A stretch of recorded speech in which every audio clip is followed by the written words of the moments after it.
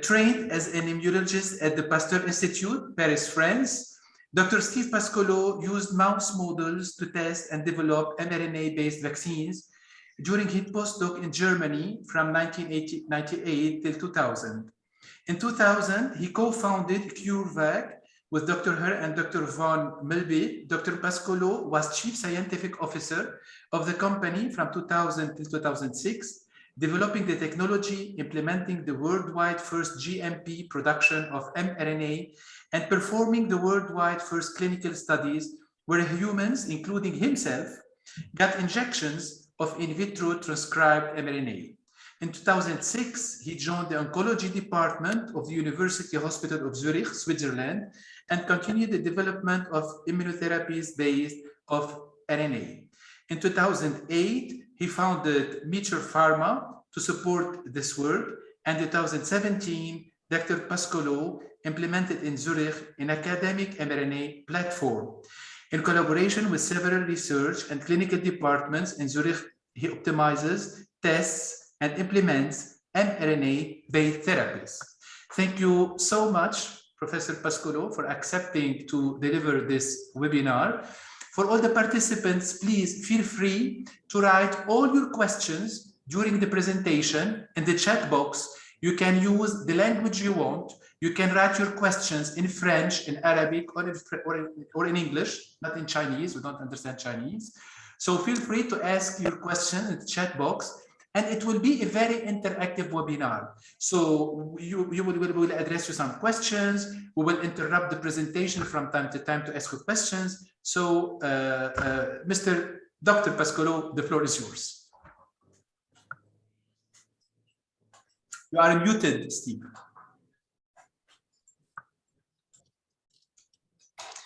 Thank you so much. Thank you for the nice introduction.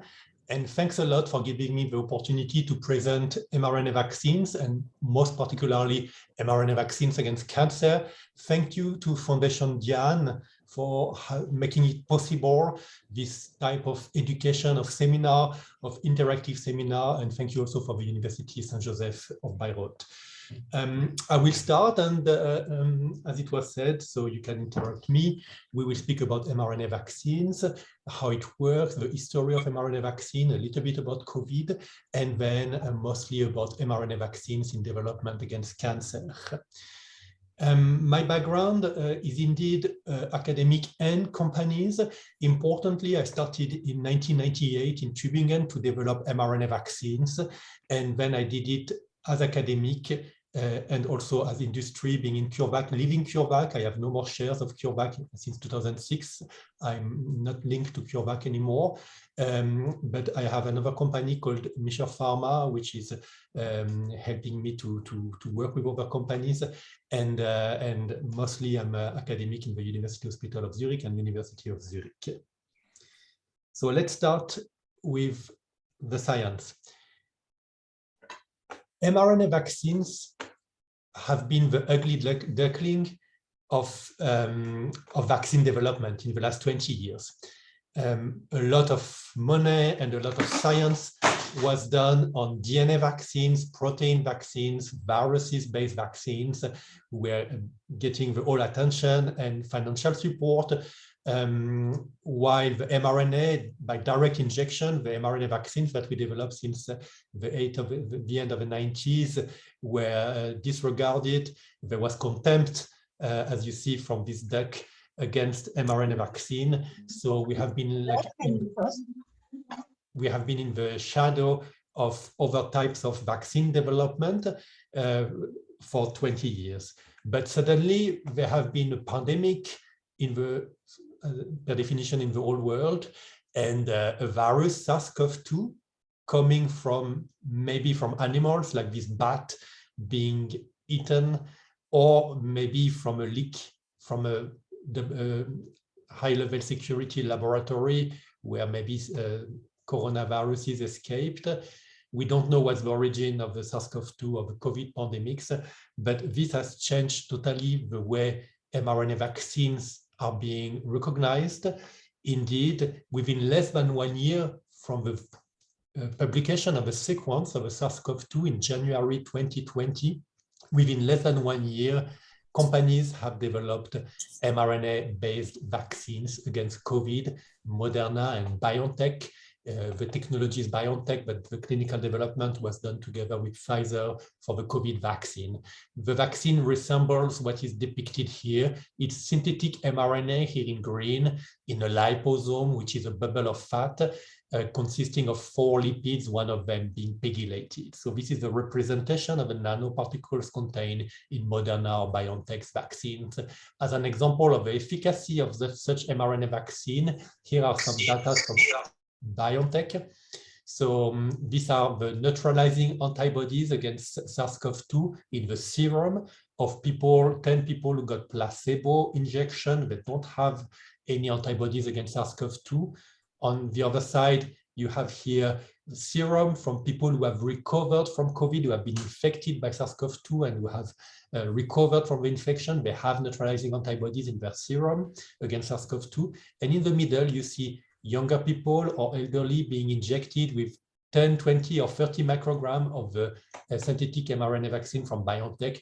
And you see that with 20 microgram, 30 microgram, there are high antibody titers, neutralizing antibodies against SARS-CoV-2, even higher than the antibody titers obtained in people who have been infected and who have recovered.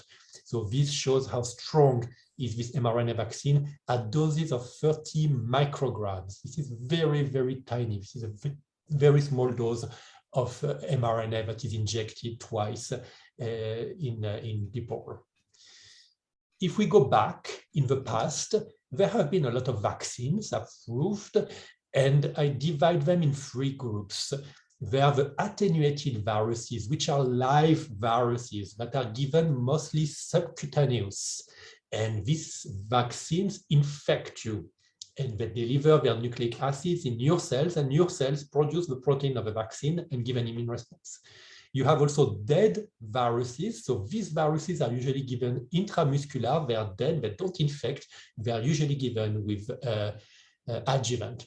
And in third category is more advanced vaccines from molecular biology or from biochemistry. They are subunit vaccines. They are also given intramuscular, like the dead viruses, also with adjuvant. There are several platforms to develop new vaccines. You can develop them on DNA, RNA, or protein. In a cell, as a reminder, the DNA is in the chromosome. The DNA is stable. It remains in the nucleus of all your cells. It replicates. Parts of the DNA are transcribed into messenger RNA. The messenger RNA is transient. It stays a few minutes or a few days, depending on the mRNA in the cells, then it's degraded. The mRNA is translated into a protein, and the protein is also transient. It can stay a few seconds for proto-oncogene to several weeks, like antibodies, but at the end, it's also degraded. First question to you. What is the active ingredient in the vaccines against yellow fever, mumps, measles, or measles? Is it DNA? Is it messenger RNA? Is it protein? Okay, everyone, so now you can see the poll in front of you, I guess. You will have some time to answer the question, and later on we will launch the answers so everyone can see what your opinions are. So should I say the answer now, or we wait the end of the meeting? No, doctor, people are still answering, so let's wait a little bit.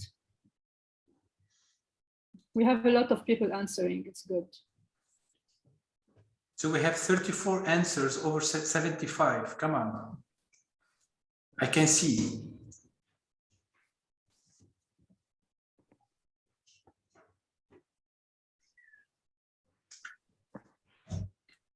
Of course, we encourage everyone to answer and to be interactive. Someone is writing on the PowerPoint, so please remove it.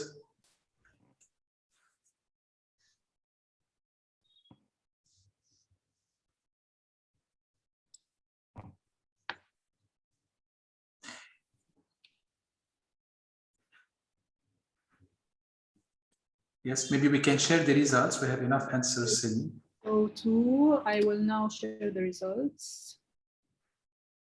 And here. We can see the percentage in front of us, so mainly the bulk of the participants think that the active ingredient is protein. Maybe the PowerPoint gave a hint. Anyway, 30% think it's mRNA and 17% is DNA. So doctor, why not enlightening us in the actual answer? The right answer is messenger RNA. And I will show that on the next slide.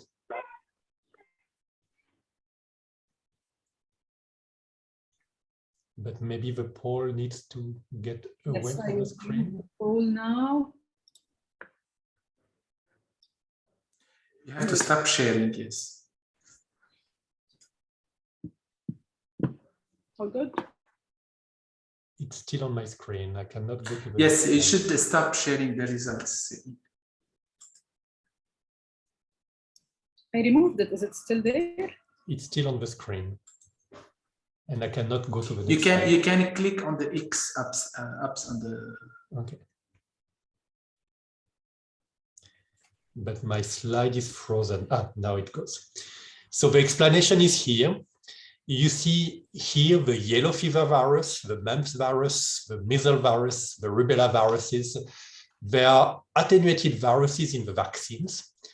They contain proteins, but they are RNA viruses. So their genome is not DNA, it's messenger RNA for all these four.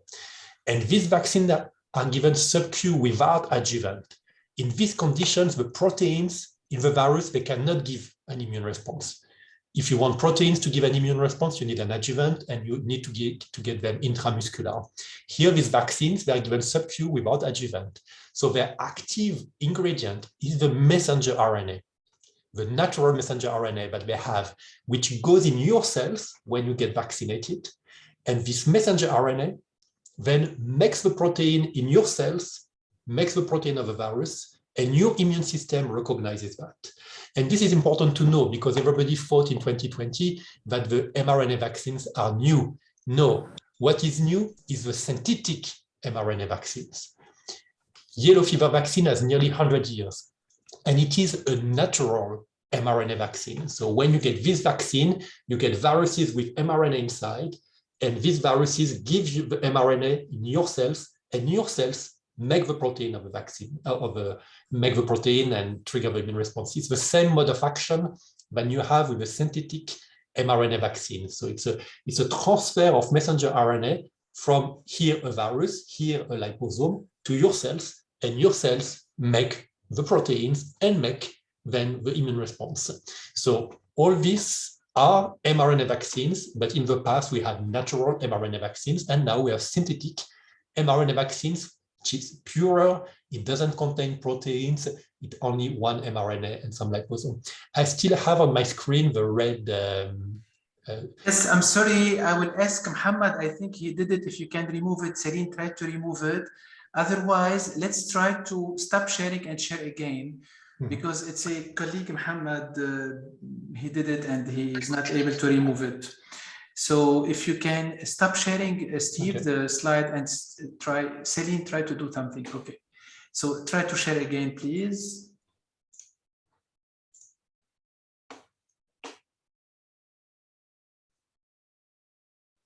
Yes. Great. Yes.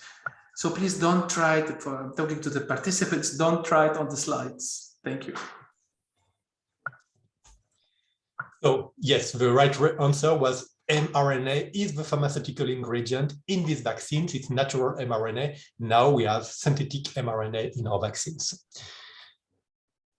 And then other vaccines, all vaccines already contain DNA. So attenuated DNA viruses, like the vaccine against smallpox or chickenpox, are DNA viruses attenuated live. So they transfer their DNA in your cells when you get vaccinated. as we said, the mRNA, natural mRNA vaccines, yellow fever, mumps, measles, rubella, and many protein vaccines, for example, influenza vaccine, because here it is an old virus, but it's dead, it's killed by formaldehyde. So what is injected is with adjuvant intramuscular, and then it's the protein in the virus that trigger an immune response. So based on DNA, RNA, protein, you already have existing a few vaccines. And now in the context of COVID, all these formats have been used with modern technologies. DNA is the active pharmaceutical ingredient in recombinant adenoviruses. AstraZeneca, Sputnik V, Janssen from Johnson & Johnson are adenoviruses, recombinant adenoviruses. So what is injected is DNA in a virus, recombinant DNA. So these are DNA vaccines. The mRNA vaccines against COVID are from BioNTech and Mrna, and there are a few protein-based vaccines being developed against COVID, for example, from Novavax. They use protein, recombinant protein from the virus. Now let's focus on messenger RNA. Let me remind you again what is messenger RNA. Here is a cell, here is the nucleus of the cell. In the nucleus you have the chromosomes, in the chromosomes you have DNA. So the genes in the DNA are transcribed into pre-messenger mRNA. This pre-messenger mRNA is modified. At the 5' end here, it is capped with this molecular structure. At the 3' end, it's polyadenylated. It goes outside of the nucleus, and then it's further modified, and then it's being translated into a protein. In vitro, we can produce this molecule, this mature messenger RNA, and we produce it in two different ways, either non-modified or modified. Non-modified, it contains the 4 canonical bases of nucleic acids, of ribonucleic acid, ACGU. And this non-modified RNA, when you inject it, it's being recognized by some receptors of immune cells, mostly called Toll-like receptors, and these Toll-like receptors will immediately give a signal of inflammation. So when you inject synthetic non-modified mRNA, you immediately get an inflammation, which is an adjuvant effect in vaccination. So non-modified mRNA are used for vaccination against cancer, viruses, and allergies, for example, and in development. And when you modify the mRNA, when you produce pseudouridine mRNA instead of uridine, then this mRNA is not recognized by the immune receptors, the Toll-like receptors. So you can inject this mRNA without triggering an inflammation. So you can do gene therapy with this modified mRNA, expression of therapeutic proteins like erythropoietin, EPO, antibodies. You can reprogram cells. You can change genomes when you code for proteins like Cas9. Using modified mRNA. In 2017, however, it was found that you can also use modified mRNA surprisingly for vaccination, because since publication of this modified RNA in 2005 by the University of Pennsylvania, it was said that this is not immunostimulating. But finally, in 2017, University of Pennsylvania, Drew Weissman has published that still, surprisingly, with some formulations, this modified mRNA can also be used for vaccination.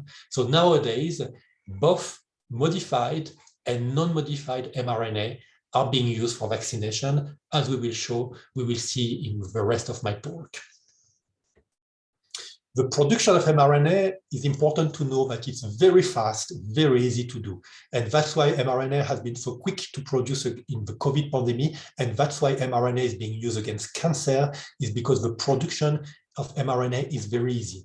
You just need a DNA, here depicted here, and the part in red is the gene of interest. It can be the spike of SARS-CoV-2, it can be a hemagglutinin from influenza, it can be a cancer protein, as we will see later. So you have this DNA starting material, and then you put this DNA together with the RNA polymerase that recognize here a sequence before the DNA.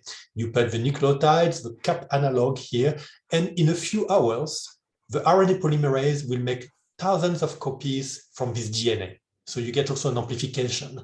So in the tube, you will get from one molecule of DNA 1,000 or even more molecules of messenger RNA within a few hours. And again, it's robust, which means it does not depend here on the sequence. Whatever is the sequence here in red, it will always work.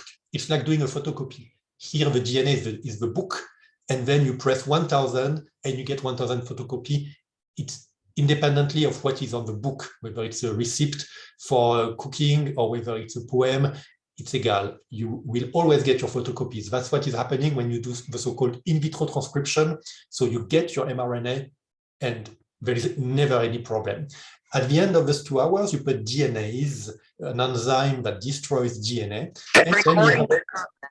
and then you can purify your mRNA, for example, by precipitation. So it's a very easy process in 4 steps, and it always works. The word robust is important. It was important to make the vaccine so quickly against COVID, and it's important to make vaccines against cancer, as we will see during the second part of my talk. Question to you. Is synthetic messenger RNA stable at room temperature?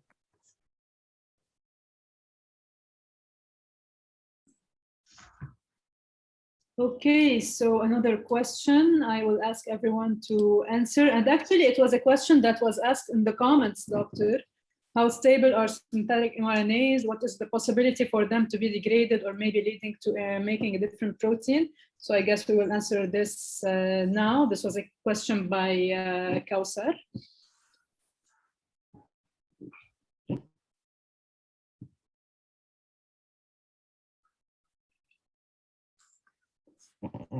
Excellent. So you are more reactive now.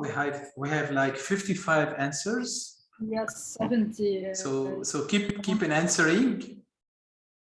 The more you answer, the more we have access to the presentations. In the meantime, I have a question. Should I ask it now, Doctor? I have a question in the messages. It's in French. It's by Elia, whatever it is. The question is, un virus vivant atténué ne risque pas la transmission et la présence de nouvelles souches? Alors là, moi, je n'ai pas trop compris la question. Peut-être, docteur, si vous avez compris. Yes, it's called reversion. There's a risk when you use a live attenuated virus that it will revert to the pathogenic virus. So that's the risk of live attenuated viruses is the reversion.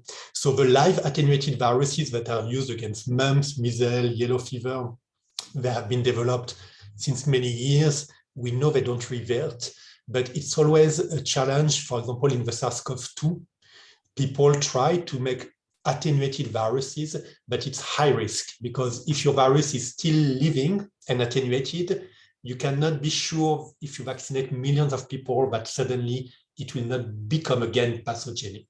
So that's a risk with live attenuated viruses, is that they would revert to become again pathogenic.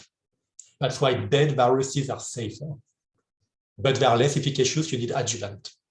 Live attenuated, you can inject them without adjuvant sub-Q.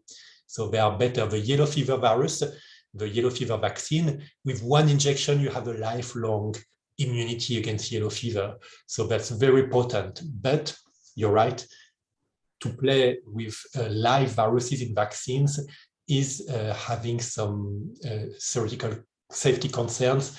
And for SARS-CoV-2, nobody came up, as far as I know, with a live attenuated SARS-CoV-2 to be risky. Thank you, Doctor. I hope we answered the question. And the results of your question are now on the screen. So mainly people think that no, synthetic mRNA are not stable according to our participants. So what's the answer? So the answer is yes, it is stable at room temperature.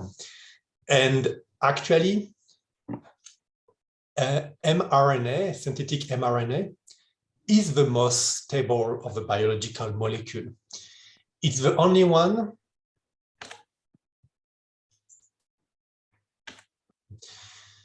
that actually you can even boil or heat to 95 degrees.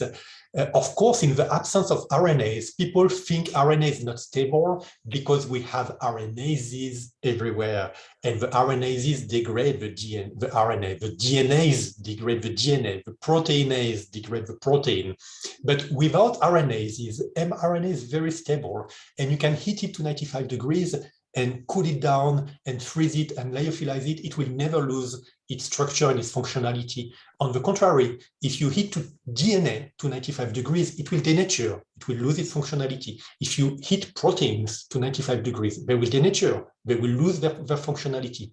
mRNA is the only of its biological molecule that you can heat to 95 degrees, cool down, freeze. So yes, mRNA is actually very stable at room temperature. What is not stable so far in the vaccines is the formulation.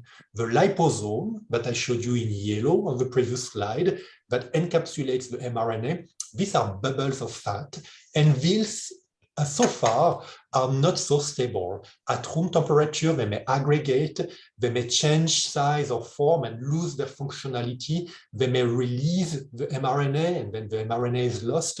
So that's why the vaccines against COVID from Moderna and BioNTech have to be stored frozen. It's not because of the mRNA. The mRNA is stable. It's RNA-free mRNA. The vaccine is very pure mRNA. But the liposomes so far that have been used in the vaccines are not so stable for such a long time at room temperature.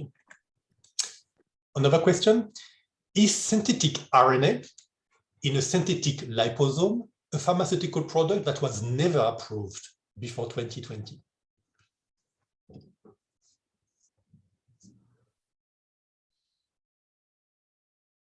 So here, maybe, doctor, we should add a little bit context, because some of the people were really scared of the vaccine, of the mRNA vaccines when it came up, especially arguing that it's a new technique and we do not want to be lab rats, basically.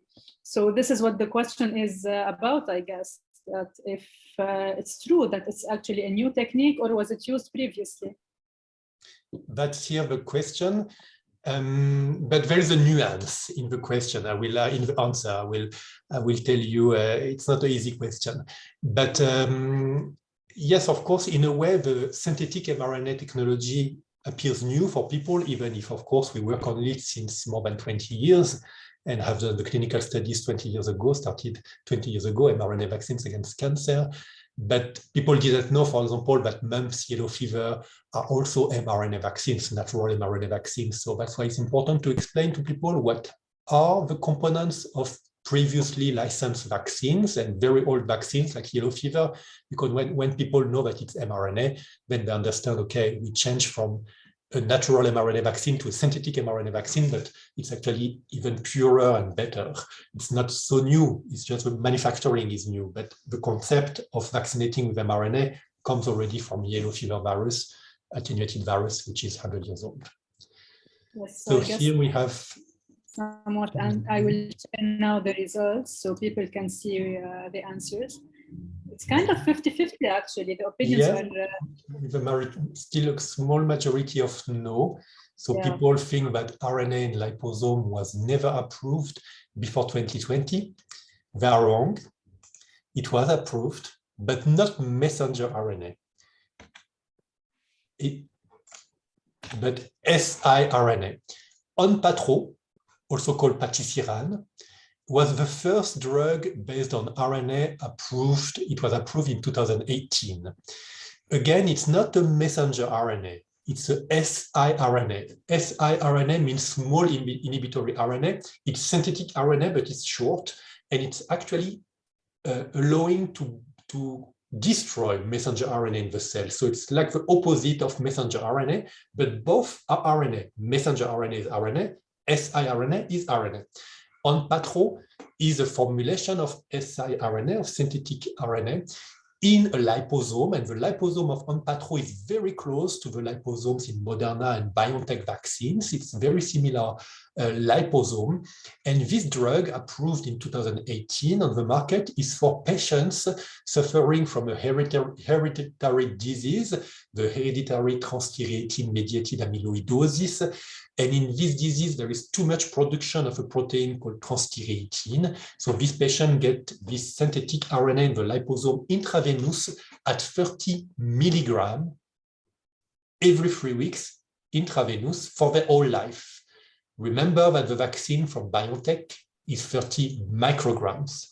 So here it's 1,000 times higher what these patients get their whole life every 3 weeks intravenous. Again, it's not messenger RNA. That's why my question had to be nuanced. My question was whether RNA in liposome was new. And the answer is no.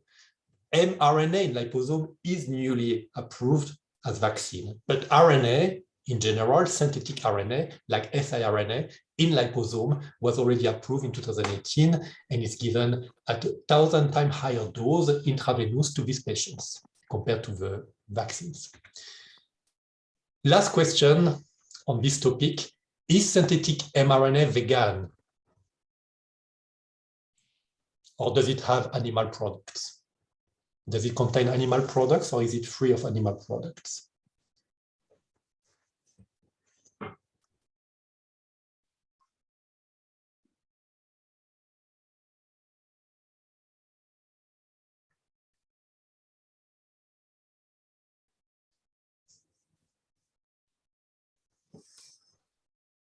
I think that's a clear yes, and you're right. The mRNA vaccines, the synthetic mRNA is vegan. The production I showed you on the previous slide use enzymes like RNA polymerase, which are produced in bacteria, and nucleotides, which are chemically produced. So the whole in vitro transcription and purification does not involve animal products. So it's a good thing for vaccine to be vegan because it's better for the environment, which is also important for the GIAN Foundation. So you have a less impact on the environment by producing a synthetic mRNA vaccine compared to other kind of vaccines that need to be produced using animals. For example, eggs. The influenza vaccine every year is produced in eggs. So you need millions of chicken to make millions of eggs every year just to produce the influenza vaccine. So of course you have an impact on animals and on the environment producing the normal influenza vaccine. It's not the case with the synthetic mRNA vaccines. They are vegan, and also it's an advantage medically because people who have some allergies against food, for example, there is no problem with the synthetic mRNA vaccine. People who have allergies against eggs, they cannot get the flu vaccine because it's produced in eggs. So here with the synthetic mRNA, you have less problems with allergies. There are still existing some cases of allergies against the synthetic mRNA vaccines against COVID, but it's very rare because it doesn't have animal products. Finally, one last point on the production of synthetic mRNA. You need very small infrastructure to produce synthetic mRNA vaccines. In 6 liters of in vitro transcription, so the DNA, the RNA polymerase, and the nucleotides, if you have 6 liters of that, after a few hours, you will have enough mRNA in the 6 liters to make 1 million of doses of the vaccine. And when you want to compare to virus-based vaccines, for example, when you produce a measles virus or this kind of virus in cell culture, then you need like 1,000 times bigger infrastructure to produce 1 million of doses, like 5,000 liters, 6,000 liters of culture are needed to produce enough virus for 1 million of doses. So one advantage of the mRNA vaccine is that you can produce it in relatively small infrastructure. And this is also important, as we will speak about, for cancer vaccines. A few words on the history of mRNA vaccines. It's a real European history. It's actually a French-German history. mRNA was the natural molecule mRNA was discovered in 1961 in the Pasteur Institute in Paris by François Jacob and Jacques Monod, who got the Nobel Prize in 1965 for their discovery of the messenger RNA. And then still in Paris, in 1993 was the first publication, worldwide first publication of using synthetic mRNA as a vaccine in animals. It was the Professor Pierre Melanoma in Paris who had the idea to produce synthetic mRNA coding for influenza protein, to put it in a liposome. So the formulation that Professor Melanoma published in 1993 is very similar to the formulation we have 30 years later, synthetic mRNA coding for virus protein in a liposome. And Professor Melanoma's team could show that when they inject the synthetic mRNA in a liposome in mice, the mouse develops an immune response against viruses. So discovery of mRNA and utilization of synthetic mRNA as vaccine, both in Paris. And the first clinical studies we have done actually in Tübingen in Germany. We have produced synthetic messenger RNA coding for luciferase. Luciferase is a protein that allows the firefly to emit light. So we produce mRNA coding for luciferase, and I got injected several times with this mRNA to show that first the mRNA was safe in human, the synthetic mRNA injection were safe in human. I didn't have local or systemic side effects following these injections. And then we could detect in biopsies made in my skin at the site of mRNA injection light emission, meaning that the synthetic mRNA coding for luciferase from the fly could be expressed in human skin and without any side effects. So I did express actually these fly proteins and transiently and without side effect. Then we also did the first clinical studies, the worldwide first clinical studies with synthetic mRNA. It was against cancer, starting in 2003. We started in the dermatology clinic where also these experiments were done in the University Hospital of Tübingen. We injected synthetic mRNA vaccines to melanoma patients wanting to trigger immune response against melanoma, as I will show you a little bit later. And during the 20 years, or over 20 years of development of mRNA vaccine, only by a few people in the world, very little people were doing that. It was the ugly duckling of vaccines, but there have been 20 years of improvement, in big part performed by the great team of Ugo Sahin and Özlem Türeci in Mainz, also in Germany. Both things were done in Germany. And this wonderful family with a baby reading Goethe is an extraordinary family who has led the development and improvement of mRNA vaccines and allowed during the pandemic of COVID to get approved the first synthetic mRNA vaccine, actually the mRNA vaccines against COVID from BioNTech in collaboration with Pfizer. Now we move to cancer. So before we move to cancer, any questions about synthetic mRNA production, formulation, COVID? Docteur, on a une question dans le chat de Tala. Elle demande quels sont les critères qui déterminent le mode d'injection d'un vaccin, que ce soit intramusculaire, sous-cutané ou intraveineux. Docteur Pascolo, si c'est possible, quand la question est en français, de répondre en français pour être équitable avec tout le monde. OK. C'est l'expérimentation qui permet de savoir. En général, sous-cutané est réservé aux virus vivants, atténués, et intramusculaire à tout ce qui est mort. Virus mort, protéines, subunits. Donc ça, c'est une guideline générale. Maintenant, par exemple, dans le contexte des vaccins ARN messagers, ils sont utilisés intraveineux dans les cas de cancer, on va le voir tout à l'heure. Ils sont utilisés sous-cutanés pour l'instant avec relativement peu d'efficacité chez les animaux. Et les formulations certaines formulations sont intramusculaires, comme celle validée contre le Covid. Donc c'est une bonne question parce que, en général, donc dans le passé, c'était sous-cutané pour les virus vivants dans les vaccins, intramusculaire pour ce qui était mort. Donc il y avait à peu près ces guidelines qui étaient claires. Pour le mRNA, pour l'instant, cette formulation fonctionne bien intramusculaire, mais on travaille sur de nouvelles formulations d'ARN messager synthétique qui pourraient bien fonctionner aussi sous-cutanées, parce que les injections sous-cutanées donnent moins d'effets secondaires.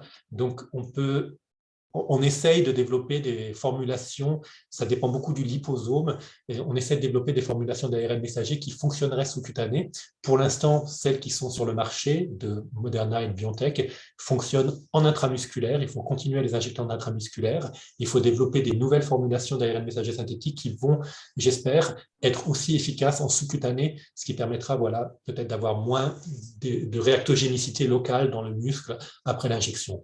Mais c'est une bonne question. Il y avait les guidelines, comme je disais, live attenuated, des virus vivants sous-cutanés, tout ce qui était mort intramusculaire.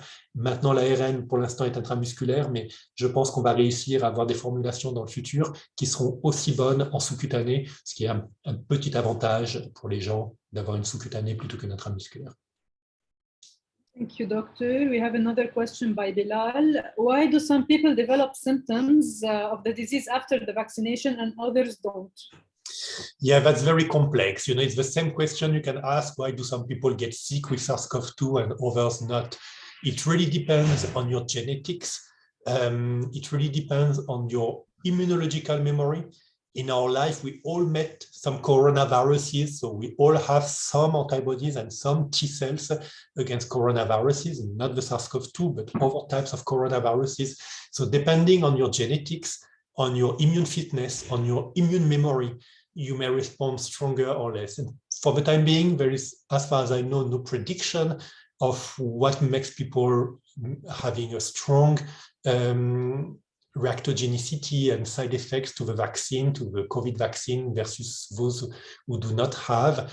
Normally, younger people, it really depends. So, and it's not explainable. It's a combination probably of factors, as I said, your genetics, your fitness, your immune fitness, because when you get elderly, your fitness is, your immune system is lower. So the fitness of the immune system and the memory of the immune system, how much of memory immune response you have against coronavirus that may cross-react with vaccine. So all these parameters make some people feeling nothing after the vaccines and some people being quite sick, especially after the second injection, but it's only one day. So as far as I know, people don't know and cannot predict whether the COVID vaccine, the synthetic mRNA vaccines against COVID, will give you strong or not strong side effects. It's being studied. We have more questions. Actually, Doctor, would you like to continue or, and ask the questions later, or do you prefer answering all the questions before moving on? As you prefer. I think maybe these questions are about COVID and vaccine. It's good to answer them, but if you prefer to go to cancer, we can go to cancer. You decide. Yes, because we're receiving, we are still receiving questions, so I think it's better to move on and we will answer later, just for the sake of having enough time. Okay, good. So we move to cancer. So you can vaccinate against cancer. You can train your immune system to recognize and kill cancer cells. And there are two ways to immunize against cancer. They are so-called share antigens. So these are antigens, mostly proteins, that are expressed in many cancer cells and many cancer cell types. There are several families of these so-called tumor-associated antigens, TAA. So they can be cancer testis or germline antigens. They can be overexpressed antigens. So these are proteins that are expressed in human.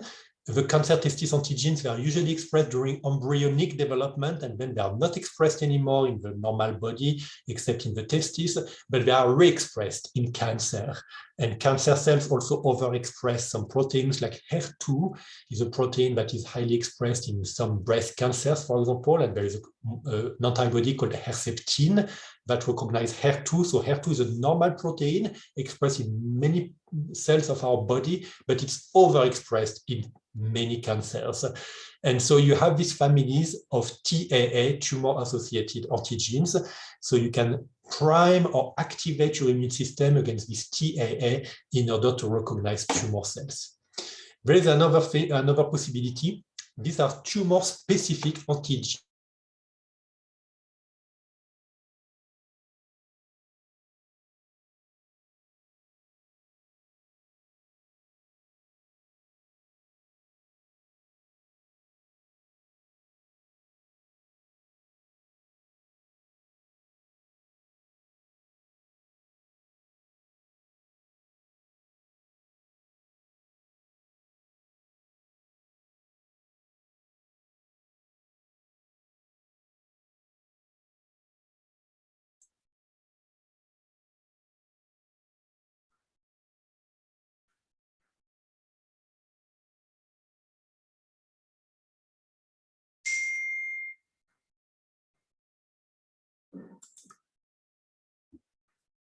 Steve, you are muted. Somehow the connection got lost and was reestablished. Okay. Do you see my screen, or should I do? You should reshare your screen, please. Thank you.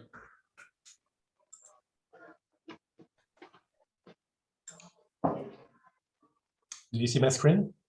Yes. Yes. Okay.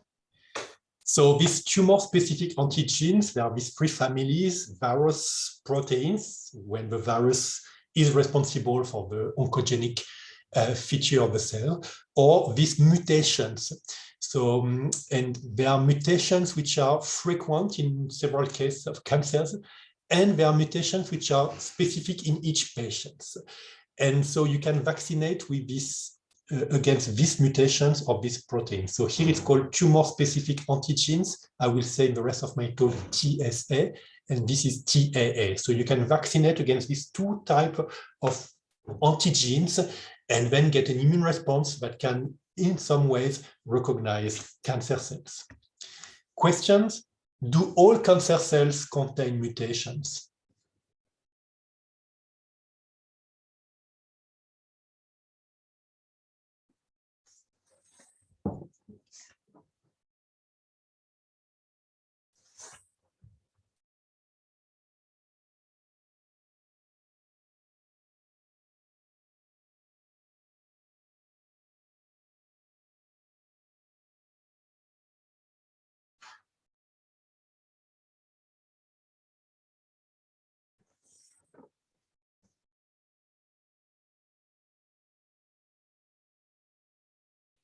Okay, so we are at 50-50 nearly.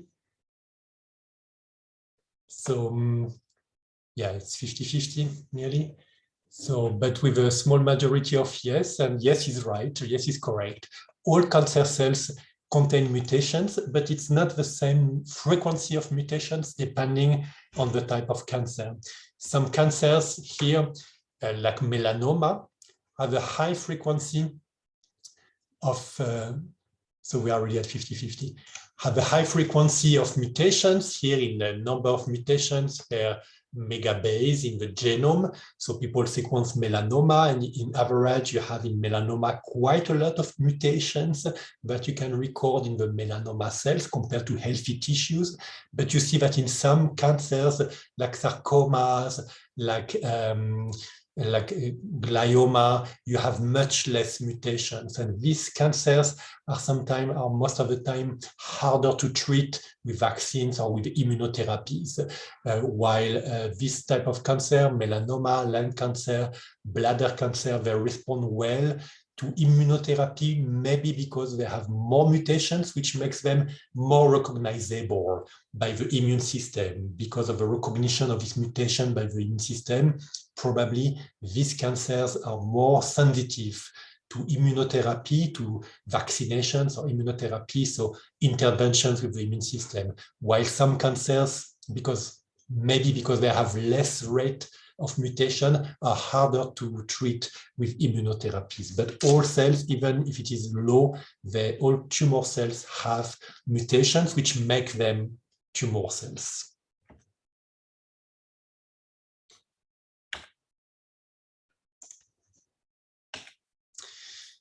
Based on these two formats, TAA or TSA, as I said, you can vaccinate. And we started to vaccinate with mRNA against both TAA and TSA, and actually combine them. And this was the program of Professor Ugur Sahin from BioNTech. It was started in 2012. We got EU support and made a consortium called MERIT. And this support was to actually do this kind of treatment in cancer patients. So you take a biopsy of the cancer of a patient and you sequence it in order to analyze the mutations. During this work, you immediately inject the patients with some mRNA coding for shared antigens that you have off the shelf. So you have a bibliothèque of mRNA coding for shared antigens from cancer, MAGE-A1, NY-ESO1, HER2, etc. You have a bibliothèque, and you can immediately inject the patient with this mRNA coding for TAs. And during this time, you sequence the cancer of the patient, you identify the mutations. It takes 3 months, and then you make mRNA coding for the mutation sur mesure. It's haute couture of messenger RNA vaccine. It's haute couture of vaccine. You make for each patient a vaccine that encodes the patient's mutation. So during a few months, the patient gets messenger RNA vaccine that codes for shared antigens, and then the patient does mRNA vaccine coding for its mutation found in his own tumor. So this is called MERIT, and it was coordinated by Professor Gosahin. We are involved in Zurich. We were involved in this network, and this kind of approach continues. In the past, we had done already several publications on messenger RNA vaccine against cancer. The first messenger RNA vaccine tested in human was a messenger RNA vaccine against cancer. That's the clinical study that I published in 2008. And then there have been a few other mRNA vaccines being published in 2009, 11, and one by Professor Gosahin. We will go quickly through the data from our 2008. I want to show you how these have improved, how the mRNA vaccines against cancer that we have started in 2003 have given some promising data, but the mRNA vaccines against cancer that we have now are much better. So let's start with the old results published in 2008 in melanoma patients. We injected the melanoma patients with mRNA coding for TEA and TSA, actually a mixture. And we could see here, for example, in 4 patients, when you look with time, their T cells against cancer, recognizable here as the dots in the upper quadrants. Over time, you see that the frequency of the anti-tumor T cells increase in patient MEL02, in patient MEL03. So we could show in some patients that their CD8 T cells or CD4 T cells against cancer have been increased during the course of vaccination. It's not strong, we could still detect it. And here is the antibodies against cancer. The background is the line, and the antibodies against cancer are the black histogram. You can see over time in some patients that we can see antibodies developing against cancer. So it's not in all patients, it's not strong, but we could see that the vaccines, the mRNA vaccines in these cancer patients induce some immune response. Clinically, we could see most patients progress, unfortunately, but one patient had a stable disease during 6 months during the time of vaccination, and some patients with no tumor, because they have been operated, remain tumor-free during a few months under vaccination. So this we have the clinical data of the very first, worldwide first mRNA vaccine trial, anti-melanoma mRNA vaccine. A third trial we have made, the second one was also in melanoma patients. The third one was in renal cell carcinoma patients, also in Tübingen. Here you see again in some patients that there's an immune response that was induced over the time. So before vaccination, you see barely any immune response against the proteins encoded by the mRNA. This was a mixture of 6 mRNA coding for cancer proteins of renal cell carcinoma. And you see over time that then the patients develop a T-cell response against their cancer, against these antigens that are in the vaccine, so indicating that the vaccine has worked. It has induced T cells against the tumor proteins that are coded by the mRNA vaccine. Clinically, we could see some patients having partial response in their clinical development. Some patients getting stable, so most patients had a stable disease during 12 months, so their tumor was stable, they didn't progress. And one patient here had a partial response, which means that the tumor regressed during the time of vaccination. So we had some clinical response in terms of stable disease or partial response, but most patients progressed. So this was again published 2011, more than 10 years ago. Now, Professor Gosahin in Mainz has developed, as I said, in the context of MERIT, this individualized vaccine, haute couture, mRNA vaccines made for each patient. And this now he published in 2017. These are melanoma patients. These are 4 different patients over time. They are monitored. Again, here, the quadrant shows the T cells that are induced by the vaccine. You see at the beginning, you have little or no T cells that can recognize the proteins, or here the mutations actually coded by the mRNA vaccine. And along the time, the patients get injected with the synthetic mRNA vaccine coding for the mutation, and they develop T cells against the mutations that are but have been identified in their cancer. These are totally individualized mRNA vaccines.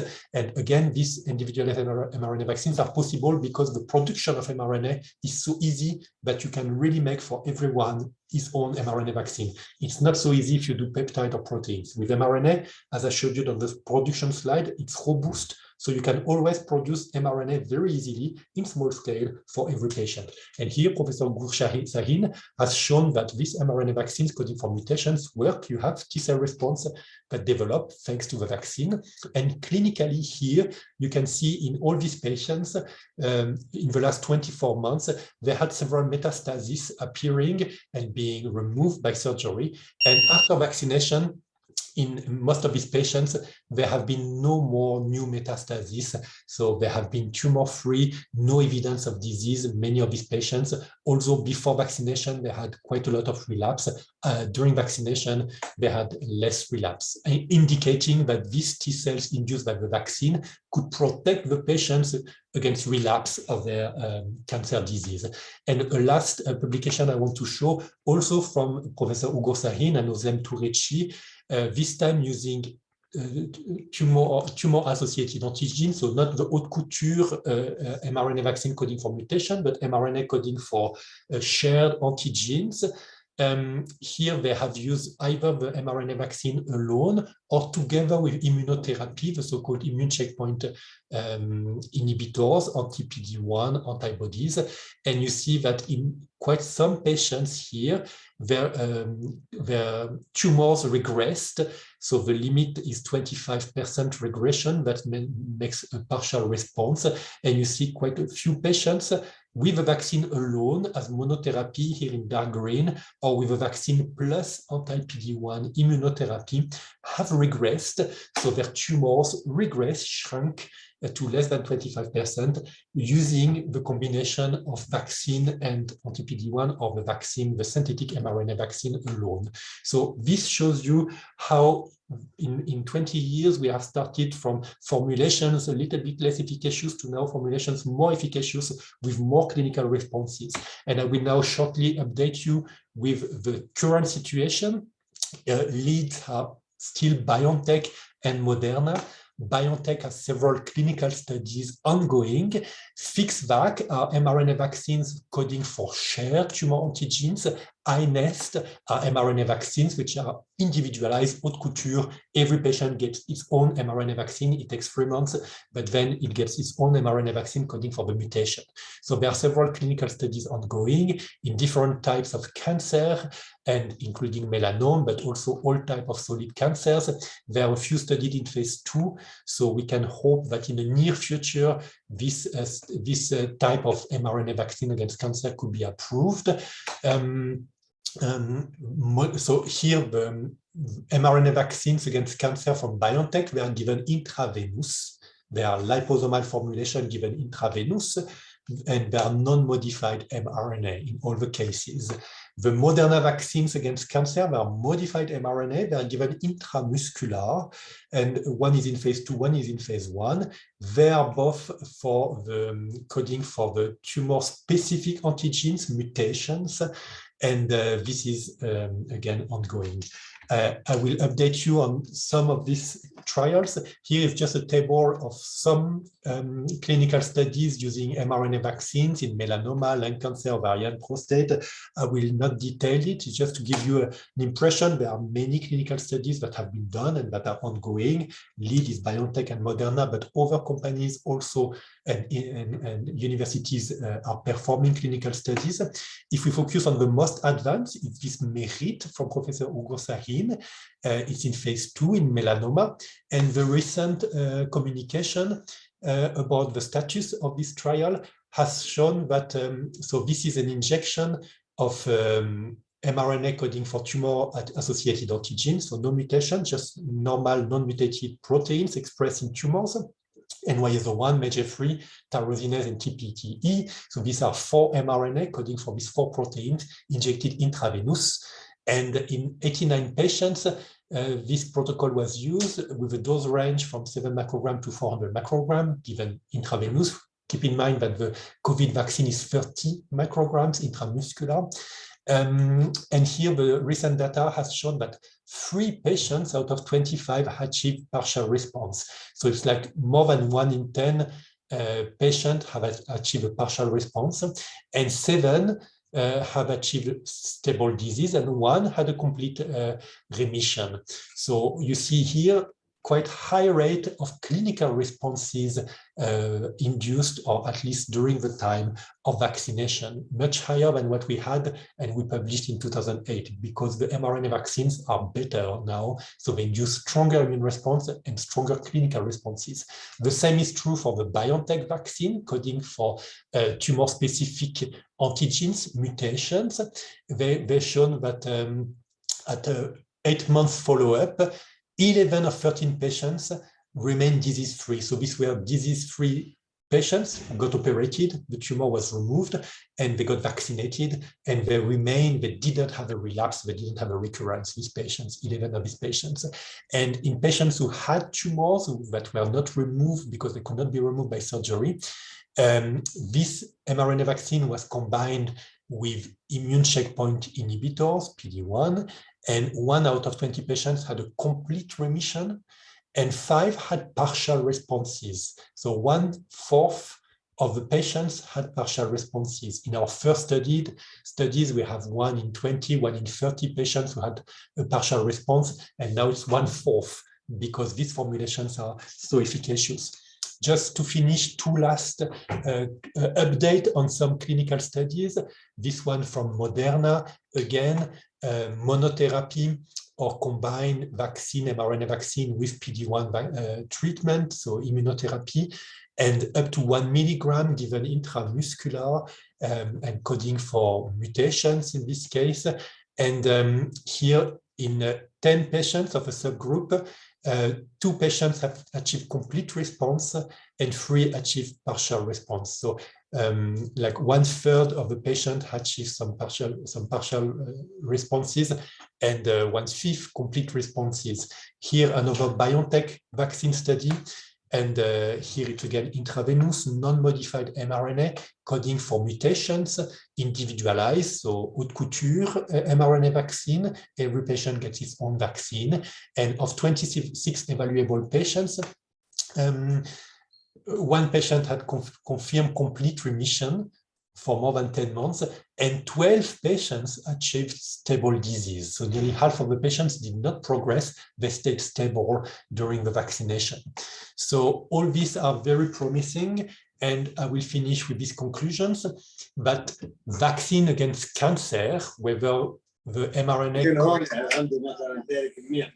tumor-associated antigens or whether the mRNA codes for mutations, are more and more efficacious. When you compare the results we had in 2005 and the results we have now in 2020, 21, the mRNA vaccines are much more efficacious. The immune response is much stronger that is induced by the vaccine. And then the clinical response rate is much higher, with some complete remissions or partial responses and some stable disease in many treated patients.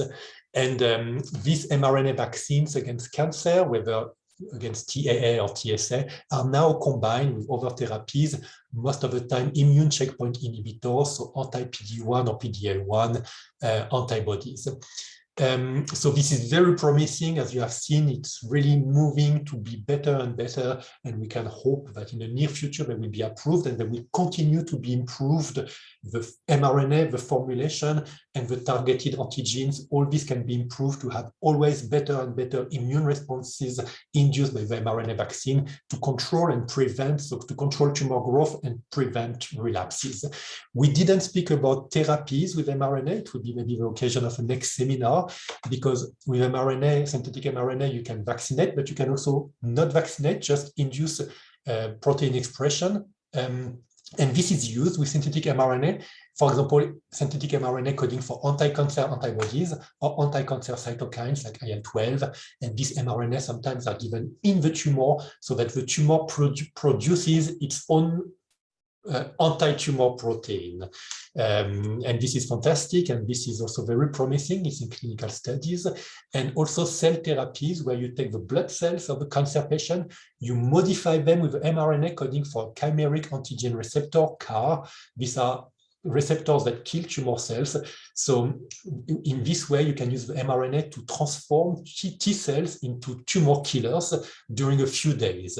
And this had been already published in 2014 by Carl June, and this was showing some efficacy. This is also being developed. I developed it also here in Zurich. So you can take blood cells, transfer in the blood cells synthetic mRNA coding for anti-tumor proteins, reinfuse the blood cells and get anti-tumor activity during 2 or 3 days. So this is therapy. It's not vaccination, it's therapy.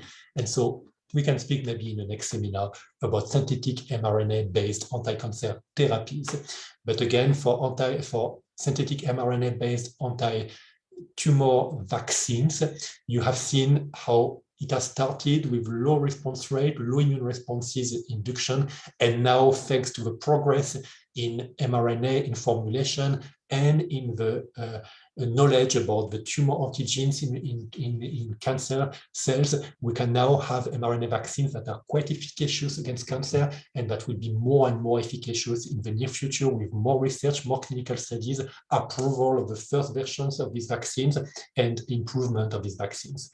With that, I thank you for your attention. You can find more information about mRNA vaccines in the recent review I wrote and in reviews from others. We have support from Switzerland and from EU and from foundations for our work. And I welcome any questions. I'm happy to answer questions now. Thank you so much, Professor Pascolo, for this amazing webinar. You gave us hope and a promise to continue this series of webinars with you. So I will ask you please to stop sharing the slides. Maybe we can open our cam, if you agree, dear participants, so we can discuss all together with Professor Pascolo for a few minutes. I will ask Celine to start asking you the written question in the chat box, and then we'll open the discussion. But it would be wonderful if you accept to open your cam so we can discuss all together. Thank you. Celine? Yes, so I will go in order, basically. On a une question en français. Comment pouvez-vous surveiller le ARNM synthétique après injection dans le corps? Et quand il y a une réaction adverse, qu'est-ce qui s'est passé à cause de ce vaccin synthétique ARN? Pour la première question, oui, ça a été fait. On a suivi, des gens ont suivi l'ARN synthétique dans les vaccins anti-Covid après injection. Donc, vous les trouvez, par exemple, dans le sang. Donc, il y a des liposomes qui vont ne pas rester dans le muscle, qui vont aller dans le sang. Donc, si vous prenez du sang des patients, des personnes, comme nous, injectées par le vaccin anti-Covid, vous allez pouvoir trouver pendant quelques jours dans le sang des traces de l'ARN messager synthétique. Donc, par PCR, par des méthodes très, très sensibles, vous pouvez trouver pendant quelques jours, je crois, jusqu'à 3 jours de mémoire. Donc, il est possible de détecter dans le sang de l'ARN messager synthétique, celui qui a été injecté pour vous vacciner, pendant quelques jours, parce qu'à la fin, l'ARN messager va être dégradé. Celui qui est local dans le muscle va être dégradé. Celui qui a été dans les nœuds lymphatiques, où il a induit la réponse immunitaire, va être dégradé. Et celui qui se retrouve un peu partout, en très petite quantité, va aussi être dégradé. Les gens ne l'ont pas trouvé dans le lait, lorsque les femmes qui allaitantes ont été injectées par les vaccins anti-Covid, Moderna ou BioNTech. Dans le lait, il n'y avait pas de trace de l'ARN messager synthétique, mais on le trouve dans le sang seulement quelques jours, puis on ne le trouve plus. L'ARN messager est toujours dégradé à la fin. Et une protéine, c'est pareil. L'ADN, c'est différent. L'ADN des adénovirus, AstraZeneca, Sputnik V, Johnson & Johnson, théoriquement, pourrait rester longtemps, parce que c'est de l'ADN. L'ARN messager, lui, même s'il se retrouve un petit peu en périphérie, en toute petite dose, parce que ça a échappé du site d'injection, ça va de toute façon, après 2 ou 3 jours, être complètement disparu et ne plus être détectable.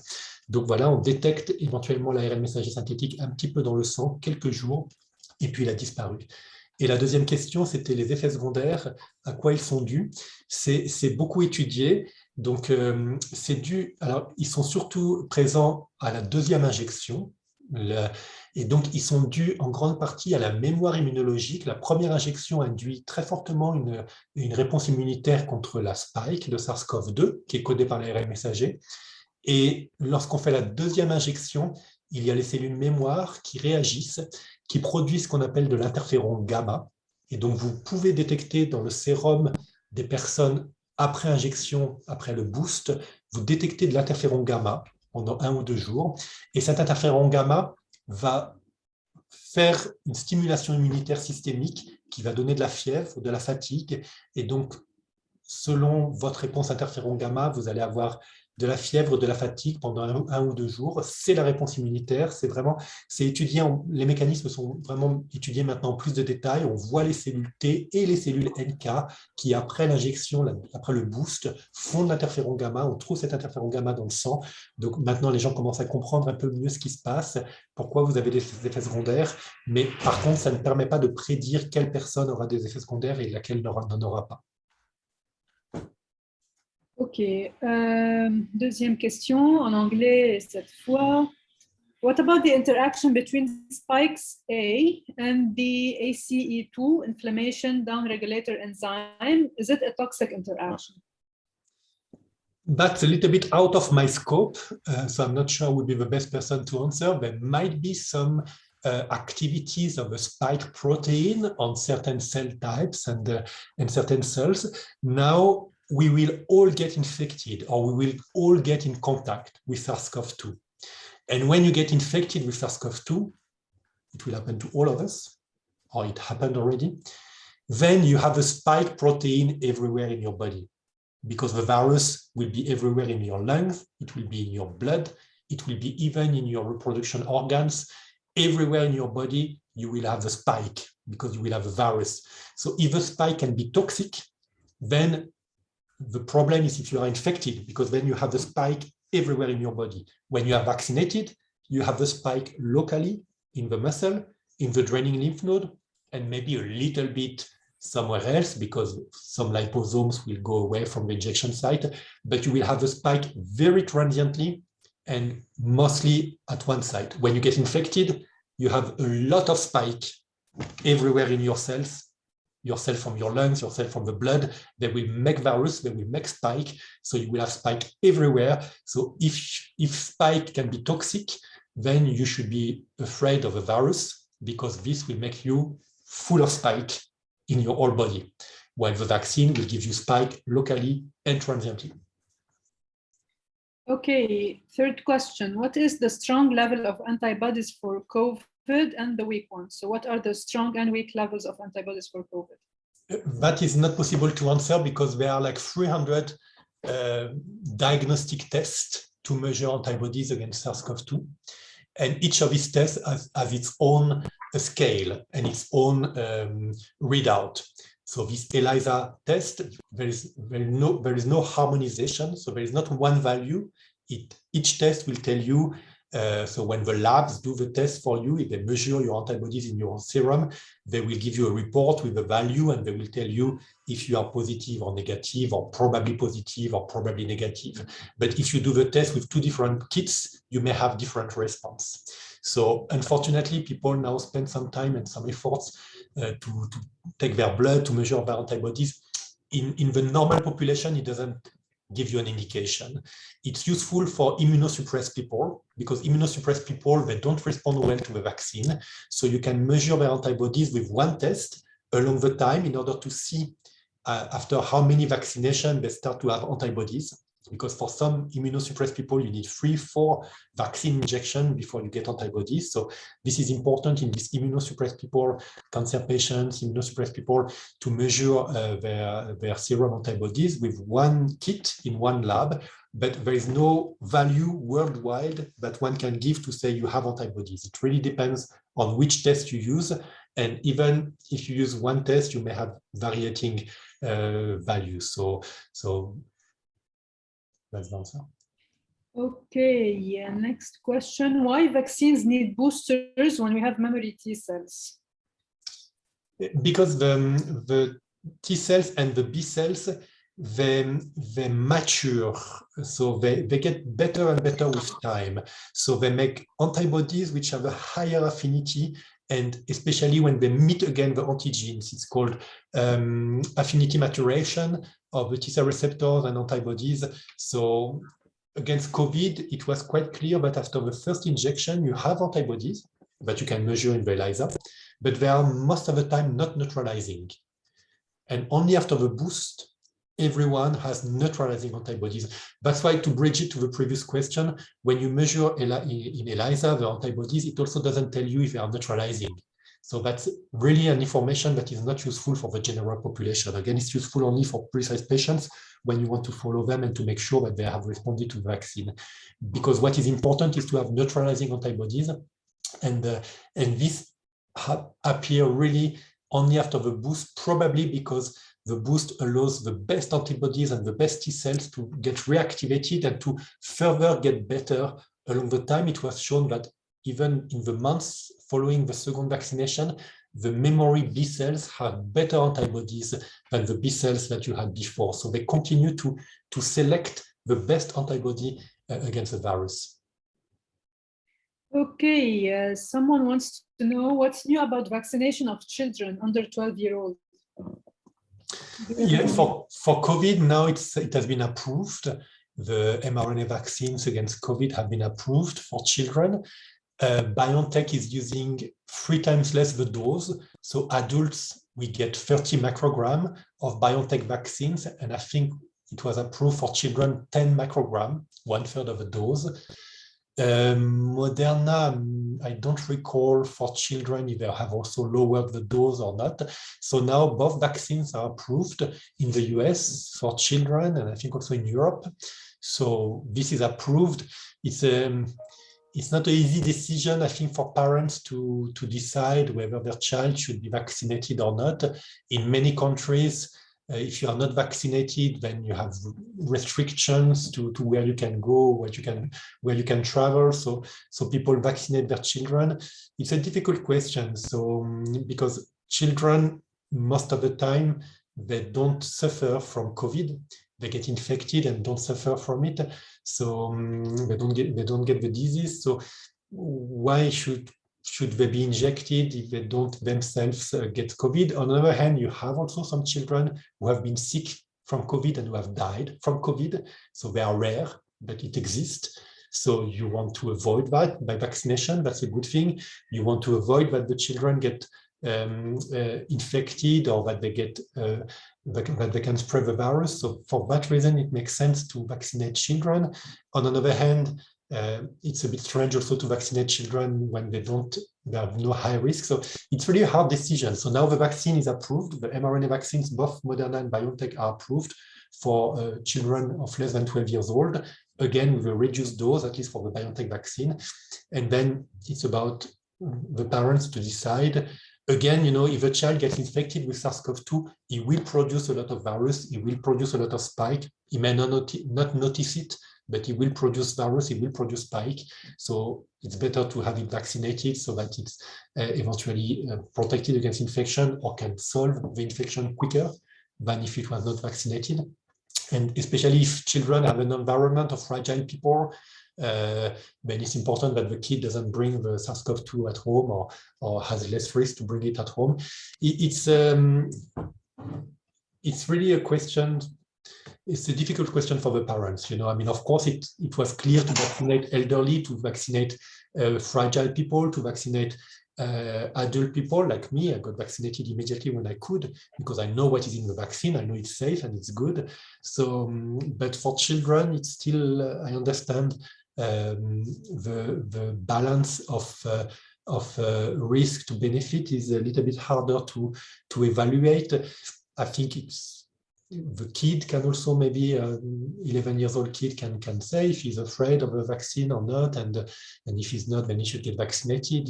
If kids have phobia of injection, that's a difficult question. So whether they should be vaccinated or not, but at least the mRNA vaccine are approved for children of less than 12 years old in the US and in Europe. Okay, thank you. Now we have 2 questions that are a bit related. First, someone is asking, is the technology you described used on all kinds of cancer? And someone else is asking more details about the relationship between this vaccine and the breast cancer. So I guess you could answer them both.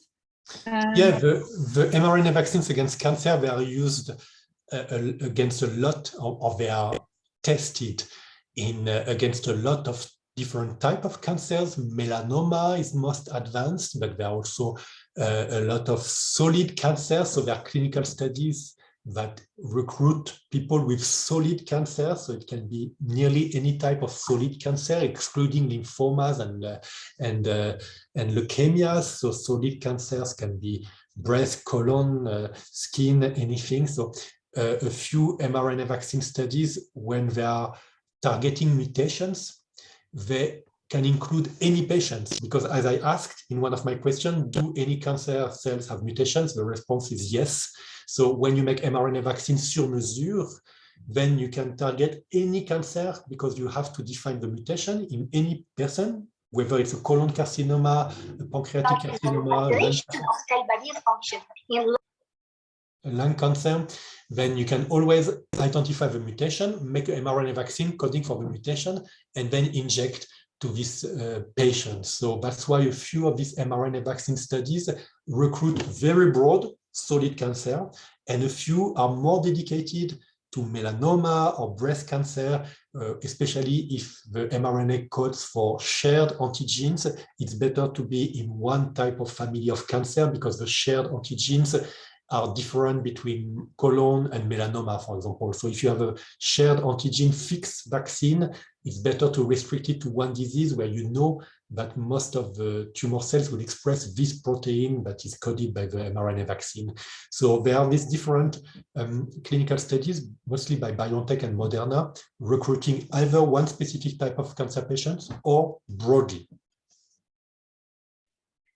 Okay, next question. Could mRNA vaccines be used to target microRNA induced by inflammation?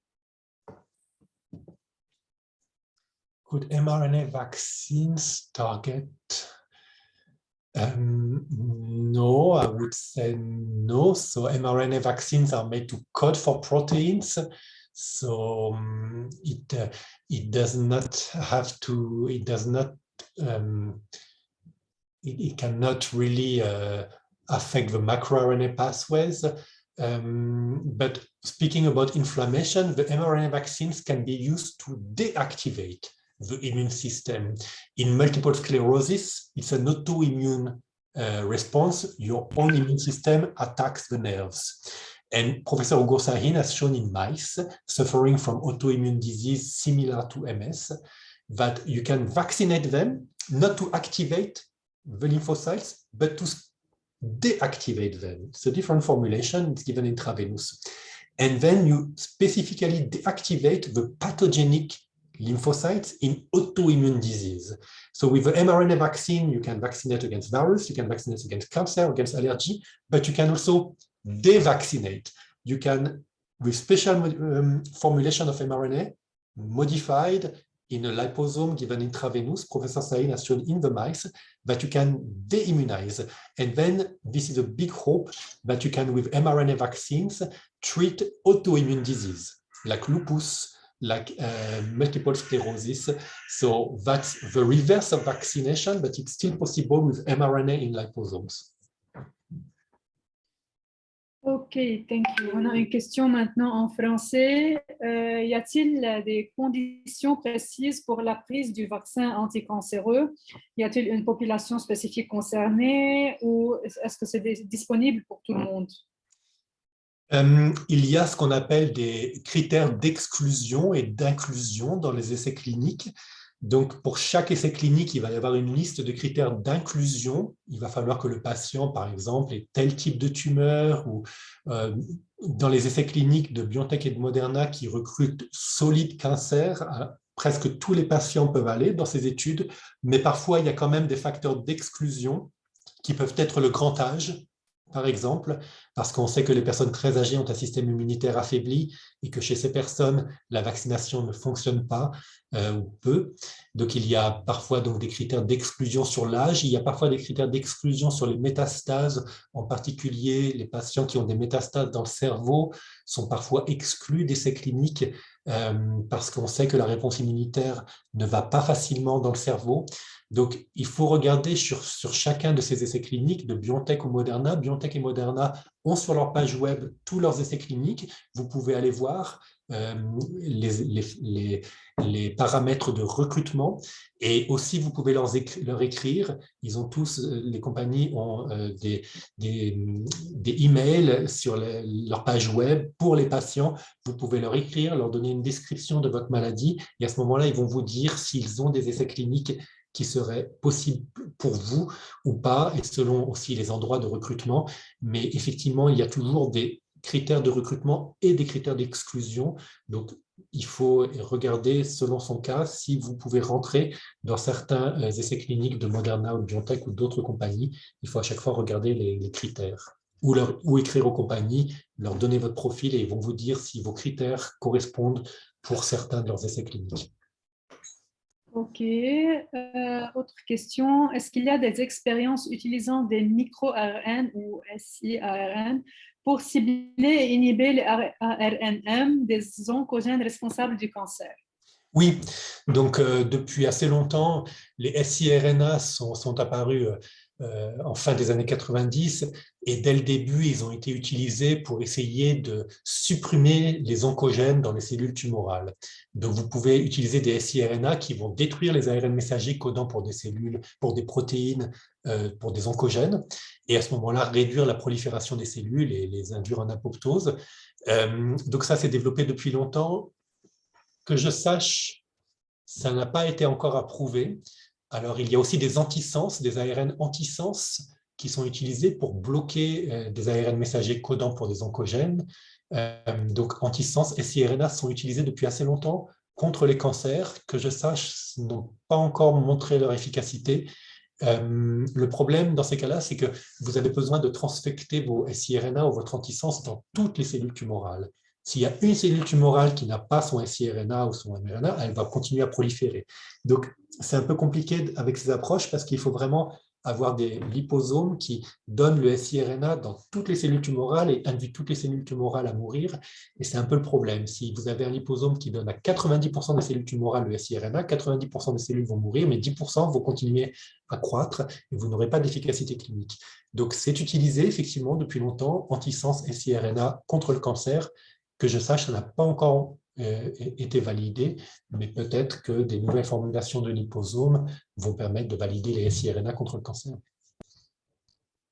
Okay, someone is asking us, for how long do we need to take this mRNA vaccines? Like, should we take it all our lives, or we can stop it once the cancer is cured? Peut-être une dernière question pour ne pas beaucoup épuiser, Dr Pascolo. Okay? Non, c'est un plaisir de répondre aux questions. Ouais. Au contraire, pour moi, c'est aussi important de savoir quelles sont les questions que les gens se posent. Ça me permet aussi, dans mes prochaines présentations, d'anticiper et de présenter les aspects qui sont intéressants pour les gens. Donc, j'apprends, au travers des questions, j'apprends aussi. Donc, thank you so much. Thank you.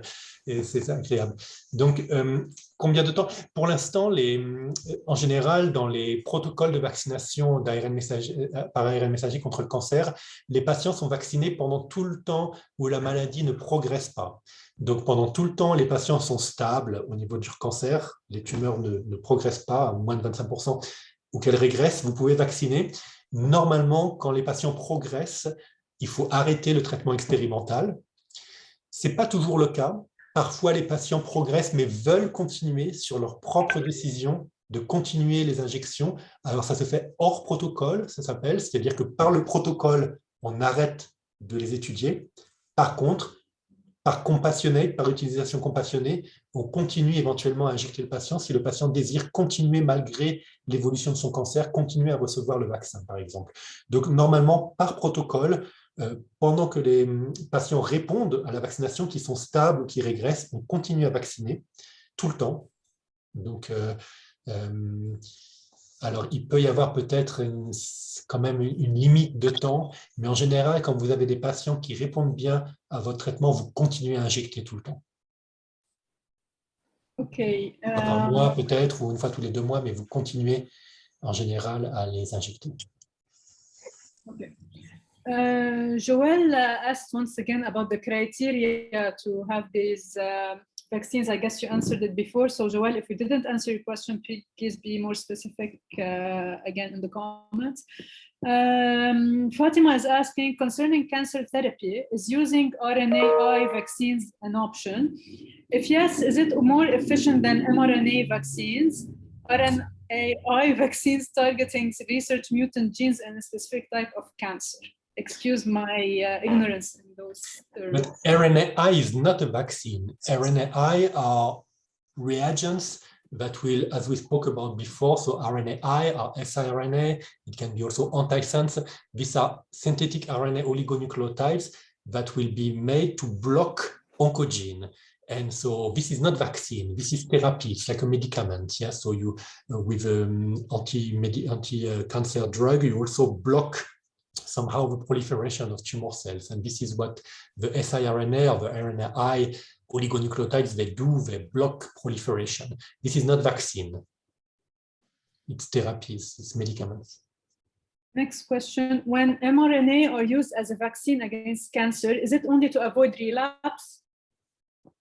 No, it's both. So you have clinical studies, as I have shown also. So you have patients who are tumor-free. Like if you have a melanoma, it's taken out. So you are tumor-free. But if your melanoma shows a high grade, we know that you have a high, that there's a high rate of recurrence. So you will suddenly have metastasis from the melanoma. And so it's the same for breast cancer. A lot of breast cancer are detected early. So the cancer is removed, so the patient is tumor-free. But the pathology may see that it's already infiltrated, so you have a high risk of having metastasis coming in the next 2 or 5 years. So there are these two categories of patients who are tumor-free after operation.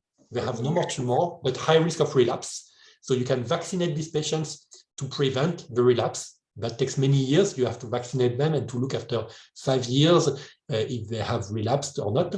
And you have patients who have metastasis. You can measure the metastasis in the liver, for example, by imaging. And then you vaccinate these patients and you look whether the metastasis regress. Because, of course, if you have liver metastasis, you cannot operate, or most of the time you cannot operate.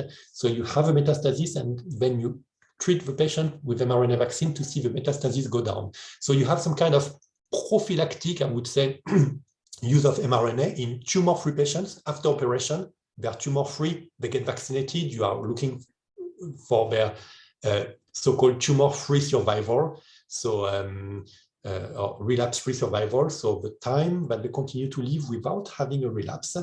And you have also patients with metastasis, measurable. You vaccinate them and you try to see if the metastasis regress, if no new metastasis come.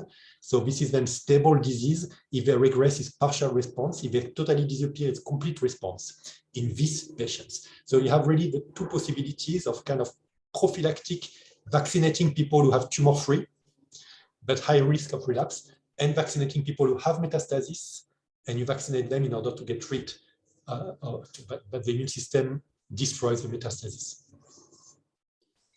Okay, thank you. Questions keep coming, but because of the lack of time, we will have to reduce it a bit. We will answer 2 more questions. And to be fair, I will give the questions of the people that still did not ask any questions. So first question, would it make sense to reconstitute the immune system before starting immune therapies, as most cancer patients have an impaired immune system? Yes, and this is regenerative medicine in a way. So you would like, especially in elderly patients, as I said, they have a very weak immune system sometimes, and cancer patients have a weak immune system when they have metastasis. And ideally, you would rejuvenate their immune system before vaccinating them. And we work on that. We work on trying to rejuvenate the immune system. You know that over time, the thymus, which is the site where the T cells are produced, regress. So you have a big thymus when you are a kid, and then it's adult, it gets down. So, and the immune system when you are older is like memory cells. You have barely any naive cells that can be activated by vaccine against new antigens. So there is indeed research, and we perform this kind of research to regenerate the immune system in elderly, so that we would first make the immune system a little bit fresher before vaccinating. But you're right, it's a problem in elderly. That's why sometimes the clinical studies, they have this kind of age limit in vaccines, because we know that elderly patients have a weak immune response, and tumor patients with metastasis also have a weak immune response. So to vaccinate people who have a weak immune response, of course, is a problem. So you're right. I mean, to rejuvenate the immune system is a question. And with synthetic mRNA, you can do everything. You can also rejuvenate the immune system. We are trying to do that with mRNA. So it's not vaccine mRNA, it's mRNA for therapies. But ideally, indeed, you will rejuvenate the immune system before vaccinating elderly or advanced cancer patients. This is in development, in research. Okay, thank you. We will take one last question. As you mentioned that unmodified mRNA works better than modified one against cancer. I wonder if it is because of innate immune activation or because of other reasons as well. No, I didn't say it works better. I said Moderna used modified mRNA for its anti-cancer vaccine and has good results, as I've shown, good clinical responses. BioNTech for its anti-cancer vaccine used unmodified mRNA. The Moderna modified mRNA is given intramuscular, in liposome intramuscular. The BioNTech non-modified mRNA vaccine against cancer are given intravenous. So it really depends how you formulate your mRNA and how you inject it and the dose. So there are so many parameters, the antigen coded by the mRNA, whether the mRNA is modified, non-modified, in what kind of particles it is, and where it is injected. All these are parameters that have to be optimized. And if you have optimized modified mRNA vaccine, it's good. If you have an optimized non-modified mRNA vaccine, it's good. So for the time being, BioNTech is non-modified against cancer, Moderna is modified against cancer, but both of them have really good immunological results and clinical results. So not that one is better than the other. They are both inducing immune responses against cancer and clinical responses. And it's really depend when you speak about modified versus non-modified, it's really depending what you do, if it is prophylactic, therapeutic vaccines, and how it is formulated. The advantage of the non-modified, the BioNTech formulation given intravenous, is that very quickly after injection, within 2 or 3 hours, the people make interferon, type 1 interferon, because the non-modified mRNA will trigger inflammation, systemic inflammation, and will trigger type 1 interferon, and type 1 interferon is good against cancer. So by the non-modified mRNA in liposome given intravenous by BioNTech, the patients immediately make type 1 interferon, which is already a first response against their cancer. And then they make adaptive immune response, B and T cells, which again will attack cancer. So you have like a double effect of the liposomal formulation of non-modified mRNA by BioNTech. The Moderna modified mRNA against cancer given intramuscular, you maybe don't have the type 1 interferon induction, but you have other type of immunity induced, stronger T and B cells, which maybe then is interest. Maybe both should be combined. I don't know. So it's a lot of parameters that have to be optimized in order to know what mRNA is best, which sequence, what antigen, what modifications, what formulation, what site of injection, what dose, what schedule. All this has to be optimized. That's why we have such better results in the last 20 years. It's always getting better because we solve some of these issues so that the mRNA vaccines against cancer always get better. Thank you so much, Professor Pasculo. C'est passionnant. What I suggest, Céline, if we can copy all the questions that we have in the chat box, we will be sending them to Professor Pasculo when he has time. Maybe he can help us to answer them. Don't hesitate to send us an email to tell us about topics, subject that you're interested in, so we can plan our future webinars. And with Professor Pasculo, we will continue our series of webinars as he promised us. So I thank you so much. I don't know if you want to conclude with something, Professor Pasculo. I want to thank you for your organization, because it makes then really the possibility to communicate, to explain, and then people can decide for COVID vaccine, for cancer vaccines. I think to be didactic, to explain so that people understand. I think it's also fascinating, the mRNA world, so what mRNA does in cell, what synthetic mRNA can do. I think it's of interest, so thank you for making it available for people to participate, to understand, to listen, to try to understand, and to be capable then to think about all these technologies, maybe to participate for some of you who want to do research or medical research, and or to be a patient if you think you need such interventions. So thank you for organizing this kind of event. Thanks again to the Diane Foundation for making it possible and for the great work. And of course, I'm available to continue to explain. It's a nice opportunity for me. Also, I learned from your questions. So for me, it's also good for me. So thank you. Thank you so much. Thank you so much. Merci, Dr Pascolo. Merci à vous, Diane. Voilà, Diana, tu as envie de conclure, de dire quelque chose à la fin? Tu parles avec qui? Avec toi. Moi, j'aimerais entendre le webinaire en français. J'ai beaucoup de mal à le comprendre en anglais.